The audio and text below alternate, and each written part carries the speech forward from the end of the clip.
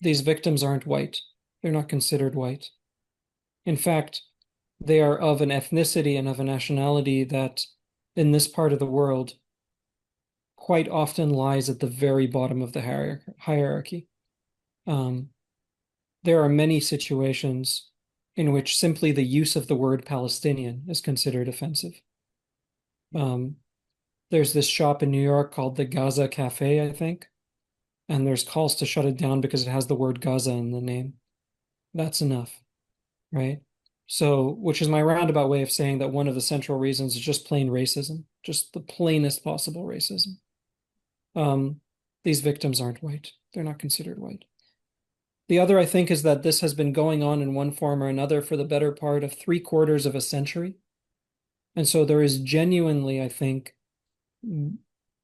within many parts of the society, particularly within the political elite, a sense of amazement that people actually care now.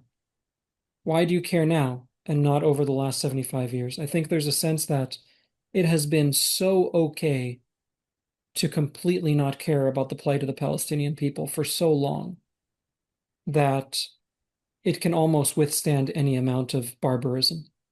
So I think that's at play as well. This has been happening for so long in so many ways.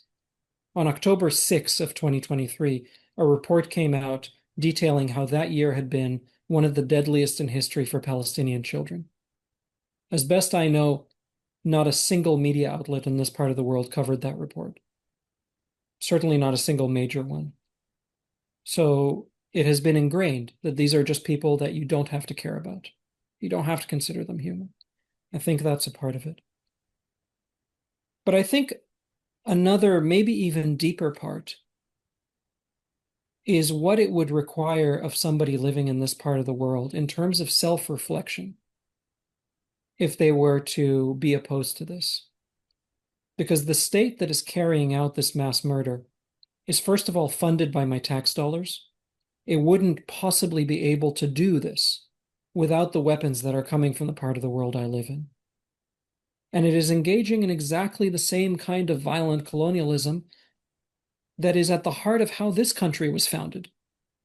You know, if I talk to you right now about a group of people who have been forced from their land, who have been penned into open air prisons, who have had everything taken away from them, who have been called savages, and who have been executed left, right, and center without any consequence.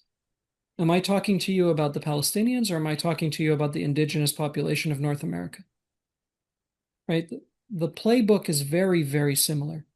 And the narrative devices are very similar. Oh, we have to do this because we are standing for civilization and these people are the savages.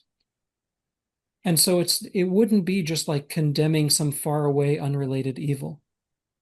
It would require the person to then look at their own situation and make a reassessment. And I think that is one of the central reasons why it has been so, so difficult to condemn what in any other context, I mean, forget their Ukraine, virtually any other context would be condemned immediately. More than that, would be opposed immediately, right? There is something called the right to protect, the right to, the obligation to protect. This notion that there are fundamental principles that we all have to stand up for. And that disappears when we're talking about Palestine. It doesn't exist.